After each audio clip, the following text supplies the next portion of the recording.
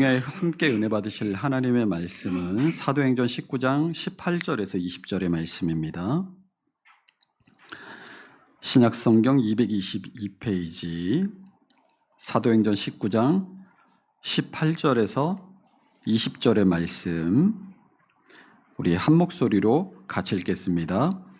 믿은 사람들이 많이 와서 자복하여 행한 일을 알리며 또 마술을 행하던 많은 사람이 그 책을 모아 가지고 와서 모든 사람 앞에서 불사르니 그 책값을 계산한즉 은 5만이나 되더라. 이와 같이 주의 말씀이 힘이 있어 흥왕하여 세력을 얻으니라. 아멘. 이 시간 인도네시아에서 사역하시는 임성수 선교사님께서 영적 지진이라는 제목으로 말씀을 선포하실 때 큰 은혜 받으시기 바랍니다.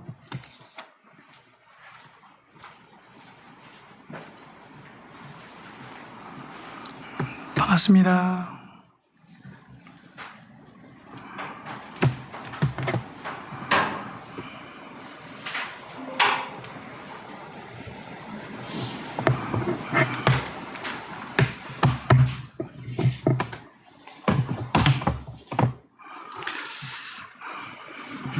우리 본문 읽으셨지만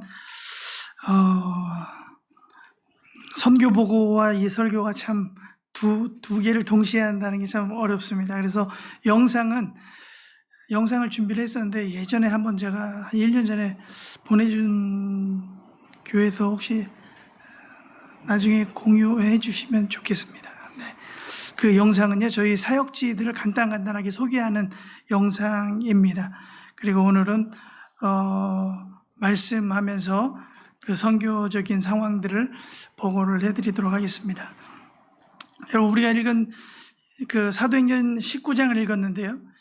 사실은 18장, 19장, 이게 참 그 선교의, 사도 바울의 이 선교의 역사를 많이 이렇게 그 선교의 역사가 살아있는 선교의 역사를 볼 수 있는 그런 장면입니다. 우리는 사도행전을 보면서 그냥 이런 일이 있었구나 하지만 사실은 사도 바울의 중심으로 우리가 선교적인 관점에서 본다면 사도행전이 전부 다 이게 선교로 성령께서 일하시는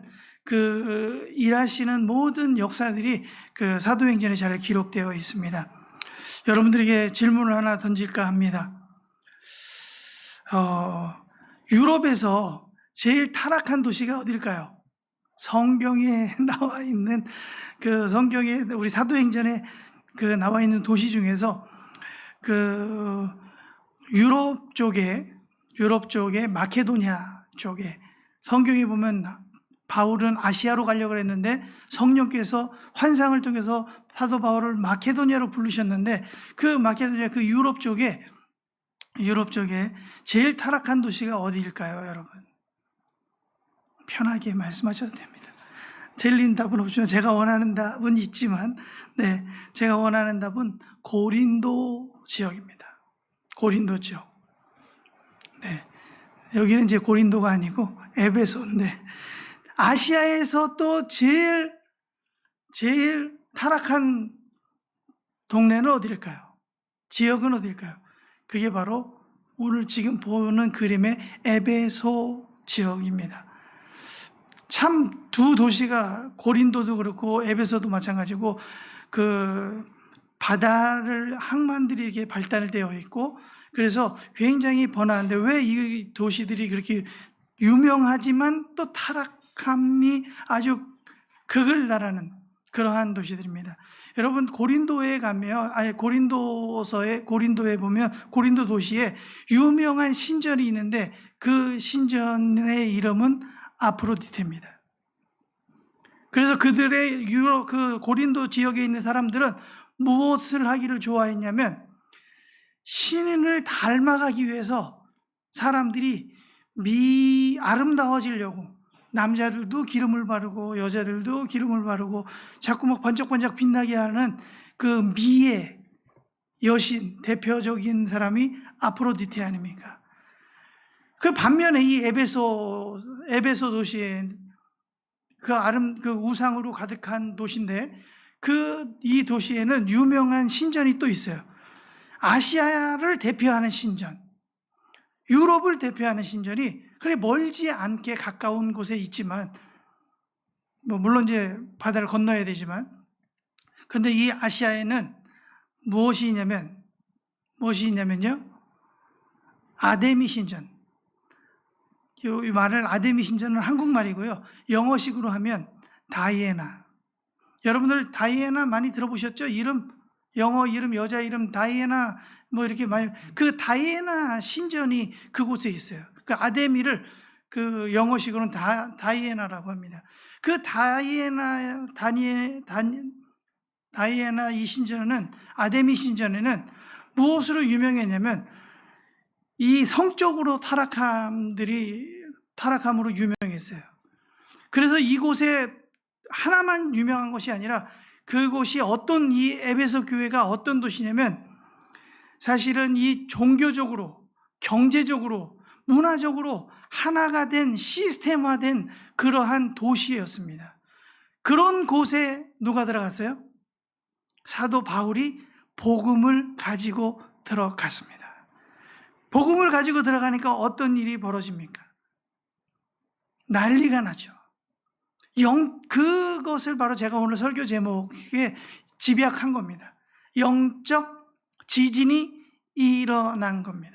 사도 바울이 복음을 들고 들어가는 곳마다 영적 지진이 일어나요. 크게, 어떤 데는 작게, 이렇게 영적 지진이 일어납니다. 그래서 복음이 들어가면 성령과 말씀이 동시에 진동이 일어나는 거예요. 그러면서 지진이 일본의 구마모토, 얼마 전에 지진이 일어났잖아요. 자주 일어나잖아요. 일본 쪽에. 왜 지진이 자꾸 일어나요? 지진대가 있기 때문에 그렇지만 사실은 맞습니다. 근데 이 지진대가 어디를 찾냐면 집안의 약한 집안들을 찾는 거예요. 그래서 지진대가 흐름이 그렇게 가는 겁니다. 그러니까 약한 곳을 갈라내서 더 강해져야 되는데 계속 그쪽으로 약한 부분들을 틈을 타고 들어가는 겁니다. 그래서 이런 진동들은 사람의 마음과 도시의 구조들을 흔들어서, 이 영적인 지진과 영적인 진동은 사람들의 마음과 도시의 그런 모든 구조들을 흔들어서 어떻게 한다?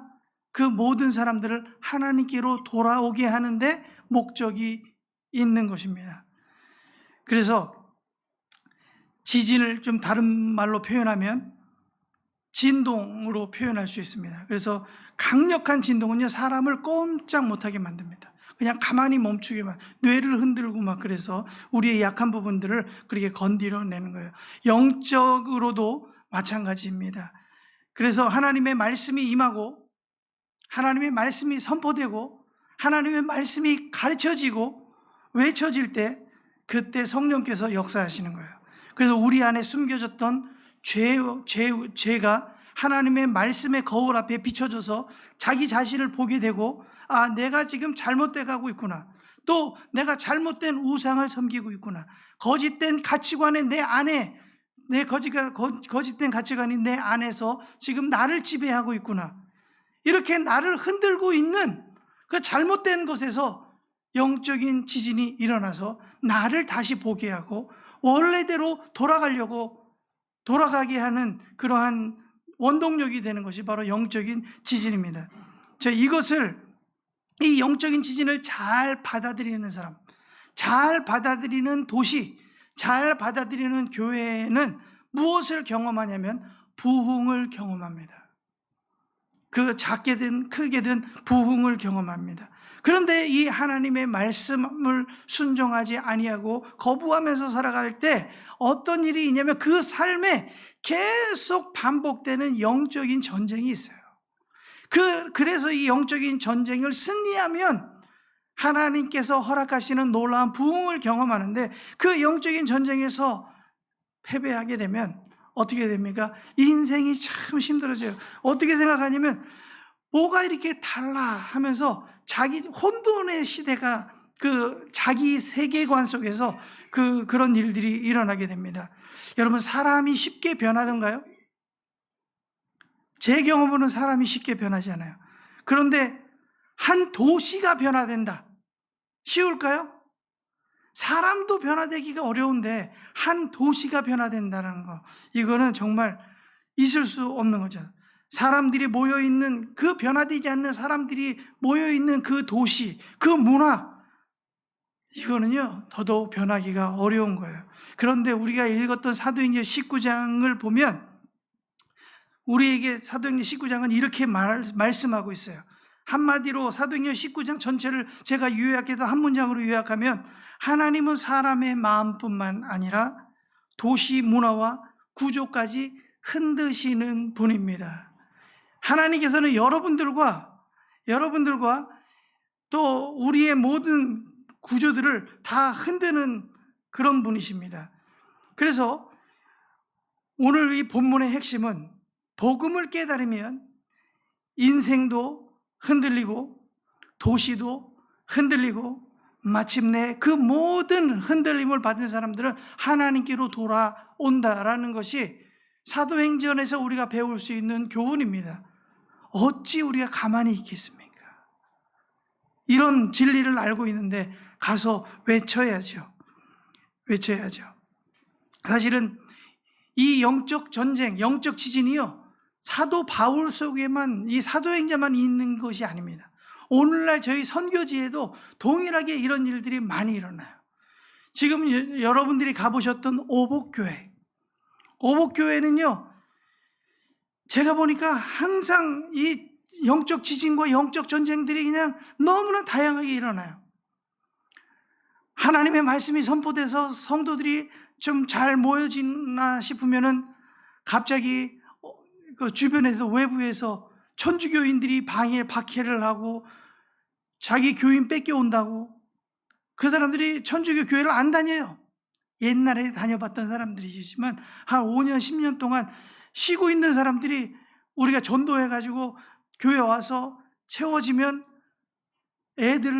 천주교 다니는 애들을 때리기도 하고 협박하고, 그래서 주일학교가 한참 부흥하다가 멈춰지고, 지금 뭐 주일학교 애들이 한 20명 정도 됩니다. 어른들도 많이, 이게 항상 바뀌어요. 유치원도 마찬가지. 작년만 해도 7명이었는데, 유치원을 시작했는데, 몬테소리 유치원을 시작했는데요, 7명인데 이번에는 17명 많이 왔죠. 거기에 이슬람이 3명이 와서, 이슬람 아이들이요. 이거 다 영적 전쟁입니다. 그렇게 해서 이런 소문들이 나게 되면 이제 교회를 흔들고 하는 이런 많은 다양한 것들이 많아져요. 저는 믿습니다. 사도 바울은 성령이 강력한 역사를 통해서 에베소 지역에 몇 년 목회를 했냐면 2년 3개월을 목회를 했지만, 저는 사실은 그 이상 됐지만, 여기서 한 2년 됐네요, 오복교회는. 그런데 그 전에도 뭐 10년, 13년 이렇게 된 교회들도 있지만, 그런데 사실은 이런 사도행정적인 이런 막 급하게 막 이렇게 변화되는 이런 경험들은 하지 못했습니다. 그럼에도 불구하고 선교지에 동일한 성령의 역사는 일어나고 있는 겁니다.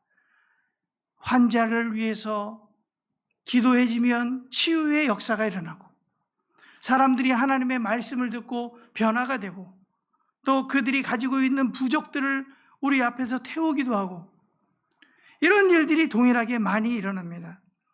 에베소에 일어난 이 영적 지진이 인도네시아 땅과 또 이곳 전주 무슨 동입니까? 네? 인후동, 네. 인후동, 뭐 제가 묻고 있는 우화동, 네, 우화동은 우아하다 이렇게 애웠습니다. 예, 그래서 이 전주 지역에도 분명히 영적인 지진이 일어나야 되는 겁니다. 어떤 방식으로든 일어나야 돼요. 그래서 이 지역에 있는 그 아데미 신전,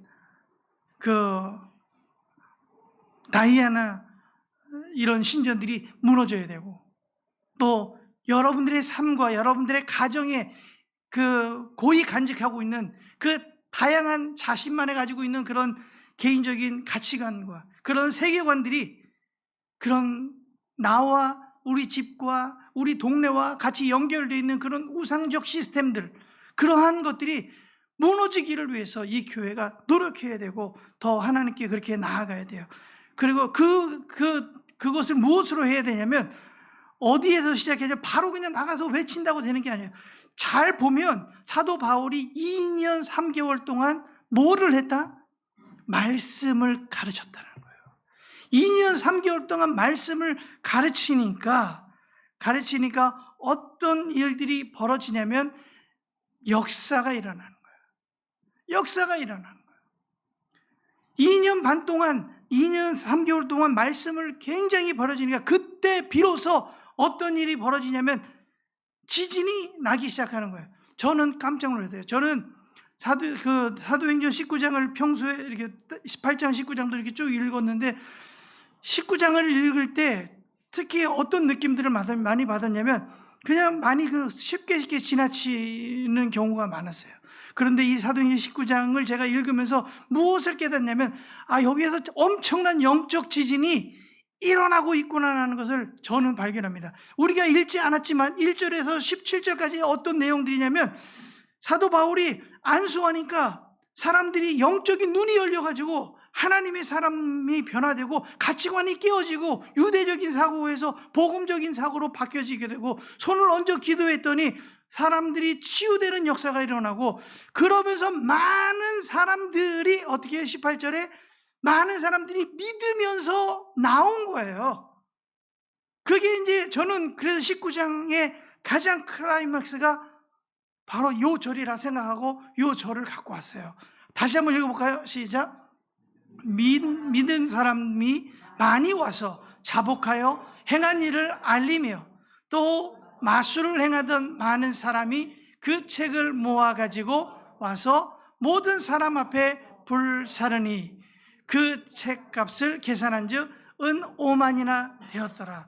여러분들 여기 말씀을 잘 보시면요, 많은 사람들이 지금 반복해서 지금 되거든요. 많다라고 한다 이렇게 표현하는 거는요, 숫자로 셀 수 없다라고 말하는 거예요. 그냥 우리가 읽을 때 우리가 이해하는 많은 그랬을 때 이걸 만약에 오늘날처럼 숫자 데이터적으로 계산했다면 어마어마한 사람들이 예수 믿고 자복하고 주님이 하나님이십니다라고 지금 외쳤을 거예요. 많은 사람, 믿는 사람들이 많이 와서 자복하여 행한 일을 자기가 경험한 일을 지금 알리는 거예요. 내가 기도를 받았는데 눈이 아팠는데 치유가 됐다. 머리가 어지러웠는데 치유가 됐다. 지금 여기 안에 아픈 부분들이 있었는데 사라졌다. 못 걸었는데 걸었다. 이런 일들이 지금 어마어마하게 벌어지는 거예요. 인우동 이 지역에서 이런 일이 벌어지면은 어떻게 되겠어요? 난리 나겠죠? 사람들은 현상에 민감하기 때문에 바로 1년 안에 교회를 건축해야 돼요. 네. 근데 물론 이제 이런 부분들이 위험한 요소들이 있어요. 말씀에 탄탄하게 다지지 않고서는 하나님께서 그런 현상으로 갑자기 이렇게 부흥하는 교회는 또 갑자기 또 수그러들기도 합니다. 그러니까 우리는 지금 핵심이 뭐냐면 이 많은 사람들이 행한 일들이 아니라 뭐가 핵심이다? 2년 3개월 동안 그들이 무엇했다? 하나님의 말씀을 제대로 공부했다라는 거예요. 제대로 공부하니까 영적인 부흥은, 영적인 지진은 하나님의 말씀을 잘 배울 때 그들의 사고가 갈라지고 그들의 가치관이 갈라지고 이런 일들이 벌어진다는 거예요. 저는 놀라운 일이 18절에 일어났다고 보는데 여러분 18절을 다시 한번 천천히 읽어보겠습니다. 시작. 19절 시작. 또 마술을 행하던 많은 사람이 그 책을 모아가지고 와서 모든 사람 앞에서 불사르니 그 책값을 계산한 즉 은 5만이나 되더라. 저는요 말씀을 준비하면서 여기에 감동이 있는데 지금도 그 감동이 있습니다. 여기 이 말씀에 지금도 감동이 있어요. 영적 지지는 바로 이런 거다. 영적인 부흥을 경험하는 사람들은 바로 이런 거다.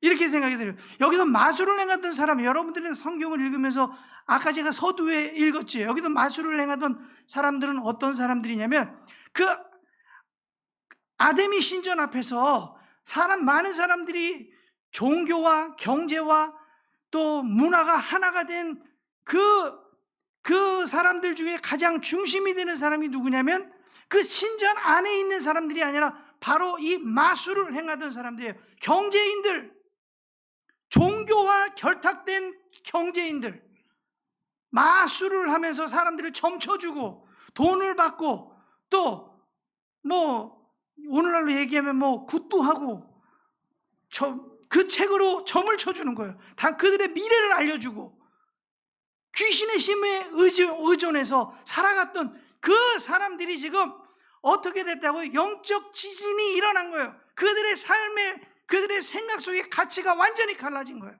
무엇으로요? 말씀으로요. 그 중에 한두 사람이 바울의 말씀을 듣고 이거 특이하네 듣고 듣다 보니까 그 사람들의 무리가 어느 순간에 다는 아니겠지요. 여기 보면 마술을 행하던 어떤 사람들이요? 많은 사람들이, 그러니까 아닌 사람들도 있는 거예요. 그런데 많은 사람들이 말씀의 영향을 받아서 그들이 책을 모아가지고 뭐 했다? 모든 사람 앞에서 불을 살랐대요. 여러분, 여기서 모든 사람 앞에서 불을 살랐다라는 거는요, 어떤 의미가 있냐면, 여러분들 내 얼굴 알지요? 앞으로는 나 오지 마세요. 나 예수 믿는 사람이에요.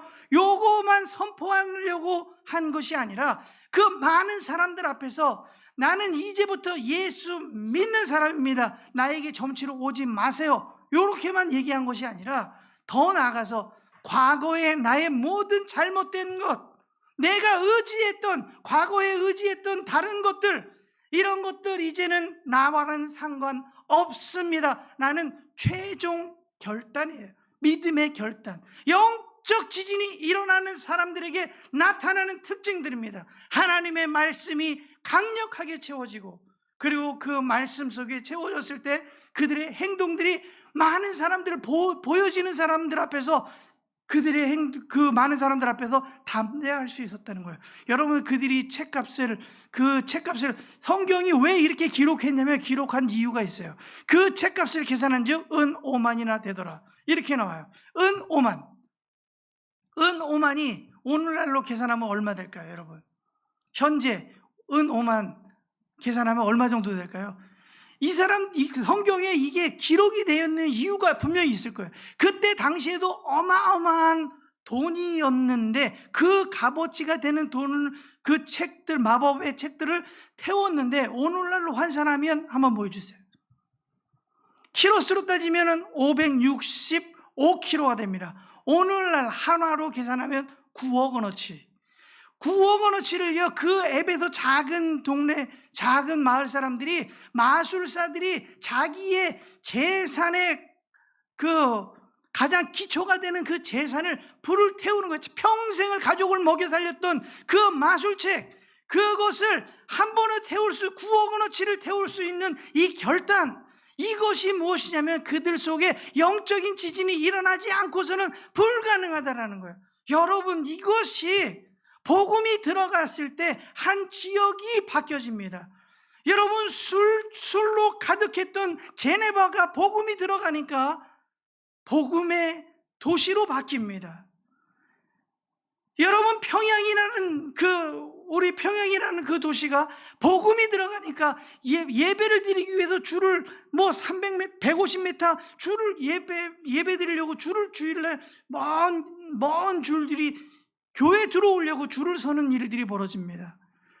그때 그들이 깨닫고 회심을 하고 자복하고 하나님 앞에서 우리는 아무것도 아니고 하나님이 우리의 주인입니다라는 진정한 고백이 그들 속에 일어나고 있는 것입니다. 여러분, 영적인 지진이 갈라지면 어떤 일이 벌어지냐면 세상의 가치관이 갈라지게 돼 있어요. 내가 의지했던 세상의 가치관들, 또 이 여러 가지 타락함, 교만함, 또 이 회개함, 이런 것들이 일어나는 겁니다. 우상 숭배가 깨어지고 또 하나님의 말씀으로 돌이키고. 근데 중요한 것이 하나 있는데, 영적인 지진이 일어나면 갈라지잖아요. 이 갈라진 이 빈틈을 뭘로 채워야 됩니까? 내가 교만했어. 이 교만으로 가득했는데 이 교만이 갈라졌어요. 갈라졌다고 이게 깨지나요? 세상적인 가치관이 갈라졌어. 그렇다고 이게 깨지나요? 시간이 지나면 다시 붙을 가능성이 있어요. 그래서 이 갈라진, 영적으로 갈라진 빈틈에 무엇인가를 채워야 되지 않겠습니까? 여러분들은 뭘로 채우겠어요? 만약에 이걸 제대로 채우지 않으면요, 나 자신의 자아가 다시 채워지게 됩니다. 그러면 원래대로 돌아가요. 그래서 많은 경우에 신앙인들이 뭐라 그러냐면, 은혜 받았어요. 그 다음에 뭐 한 달, 두 달, 1년 지나고 난 다음에 원래대로 돌아가네. 자꾸 이렇게 돼요. 이 영적인 지진을 경험한 사람들은 이 갈라진 틈을 예수 그리스도로 채워야 돼요. 예수 그리스도로 채워지는 방법은 무엇이냐면, 바로 우리가 마지막에 읽었던 20절 말씀에 말씀이 흥왕하여 세력을 얻는다랑 연결되어 있어요. 그래서 하나님의 말씀으로 채운다라는 것은 예수로 채운다라는 말과 같은 겁니다. 제가 보니까요, 우리 최영식 목사님이 목회를 참 잘하는 것 같아요. 그 작은 교회지만 잘하는 것 같아요. 제가 이렇게 교회들을 설교하러 이렇게 많이 돌아다녀 보면 그 목사님들의 방향을 알 수 있어요. 큰 교회 목사님들, 큰 교회는 시스템화가 잘 돼 있어가지고 그 이제 말씀의 훈련들이 잘 돼 있지만, 웬만큼 뭐 이렇게 중형 교회나 이렇게 돼도 말씀 시스템이 잘 갖춰져 있는 교회들은 많지 않습니다. 교회들이 세워지다가, 어제는 제가 얘기는 안 할게요. 익산에 어떤 큰 교회를 가보니까 크더라고요. 그러니까 큰 교회인데 성도는 별로 없고, 원로 목사님 바뀌면서 또 몇 분의 목사님들이 또 바뀌고 막 그런 일들이 벌어지는 것 같아요. 그러면서 제가 보면서 어제도 그런 생각을 했어요. 교회가 이 건물이라면, 교회가 만약 하나님께서 이 교회를 쓰신다고 그랬을 때 이 건물이라면, 이 교회는 엄청나게 쓰임받아야 되는, 하나님 앞에 쓰임받아야 되는 교회임에도 불구하고 교회가 건물이 아니기 때문에, 하나님께서 건물에 갇혀 계시는 분이 아니기 때문에, 그러면 뭐에 갇혀 있어야 돼요? 말씀으로 채워져야 되는 거예요. 그래서 무엇을 생각하냐면, 교회가 크냐 작냐 이것을 말하기 전에 그 교회가 영적인 지진을 경험을 했느냐, 그 성도들이 영적인 지진을 경험을 했느냐, 그 영적인 지진의 그 갈라짐 속에서 무엇을 채우고 있느냐, 하나님의 말씀을 채우려고 노력하고 있느냐, 예수 그리스도를 채우려고 노력하고 있느냐, 이 질문이 우리에게 다시 필요하다는 거예요. 그렇다면 어느 시간이 흘러서 하나님의 그때에 성령께서 역사하실 때 놀라운 일이 벌어지는 거예요. 채워짐 위에 안수하면 기도하는 거예요. 안수하면 치유가 되는 거예요. 여러분, 아픈 환자들 밖에서 누구 만나면 손 얹고 기도하세요. 예수의 권세로 기도하세요.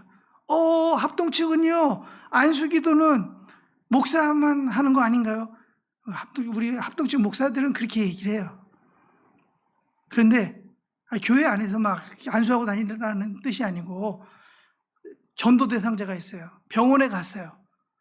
병원에 갔는데 아픈 환자들이 있잖아요. 근데 기도해줘요.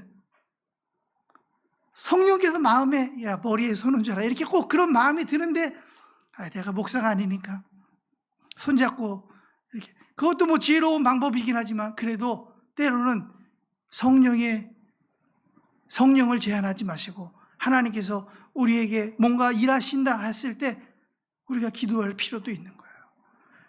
기도한다면, 그런데 기도만 하는 것이 아니라 뭐가 기초가 되어야 된다고요? 하나님의 말씀으로 그래도 우리 20절의 말씀에 보면 하나님의 말씀이 흥왕하여 그 세력을 얻느니라.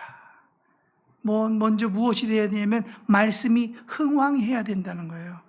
흥왕이라는 말이 뭐냐면 갑자기 뻥 튀는 게 아니라, 뻥튀기 튀기는 게 아니라 점차적으로 이 교회, 하나님께서 우리 교회를 통해서 주신 그 은혜가 있잖아요. 우리 이 담임 목사님의 그 목회의 방향에 맞춰서 말씀이 계속해서 흥왕해 가는 것에 여러분들이 동참해야 돼요. 제가 알기로 오후에는 소요리 문답 강의하는 거죠? 하이델베르, 예, 맞아요. 하이델베르. 이게 바로 영적인 지진이에요. 말씀의 기초에서 이게 뭐지? 그런데 여러분들 그 기초가 잘 다져질 때 바로 여러분들 안에 여러분들의 생각에 잘못된 세상적인 가치관들이 언제 깨지냐면 바로 말씀 앞에 깨지는 거예요. 언제 깨질지 몰라요. 그런데 여러분들의 마음을 열고 준비되는 사람들은 반드시 꺼지게 되어 있어요. 여러분, 진짜 부흥은요, 마음만 뜨거워지는 것이 아닙니다. 진짜 부흥은 버릴 것을 이렇게 버릴 줄 아는 것. 그때 바로 진짜 부흥이 일어나는 거예요. 그래서 우리는 자신의 옛 삶의 방식, 또 옛 가치관, 그 옛 우상들, 이런 것을 완전히 정리할 필요가 있습니다. 그래서 그것을 가리켜서 사도 바울이 무슨 사람이다? 새 사람이다. 옛 사람을 버리고 새 사람을 입어라라고 할 때 바로 이런 것이 다 버려져. 예수 믿었을 때 나타나는, 이게 한 번에 나타나는 경우도 있지만 보통은 이게 오랜 시간에 점차적으로 나타납니다. 이것이 바로 영적 지진이에요. 제가 여러분들한테 이 말씀을 권하는 것은 여러분들의 삶의 모든 인생 가운데 이 영적 지진이 계속해서 지진과 여진과 또 여진이 계속해서 일어나서 여러분들의 삶이 말씀으로 풍성히 채워지는 그러한 여러분들이 되시길 바랍니다. 그래서 참된 부흥은 감정으로 끝나지 않고 하나님의 말씀의 지배를 받는 삶이다. 이런 삶이 영적인 지진을 경험하는 것입니다. 기도하겠습니다.